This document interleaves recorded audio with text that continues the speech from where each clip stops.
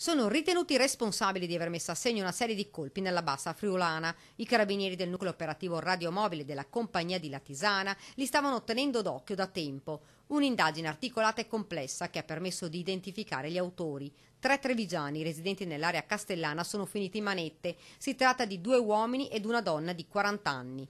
Ladri, trasfertisti, puntavano a alcune zone e poi agivano. Diversi furti che gli sono stati contestati.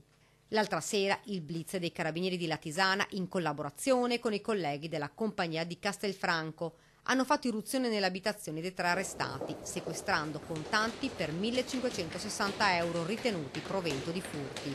I 3 individui sono stati tratti in arresto in esecuzione dell'ordinanza di custodia cautelare disposta dal GIP del Tribunale di Udine a seguito delle risultanze investigative. 2 di loro, gli uomini, sono stati associati presso la casa circondariale di Treviso, mentre la donna presso il carcere di Venezia.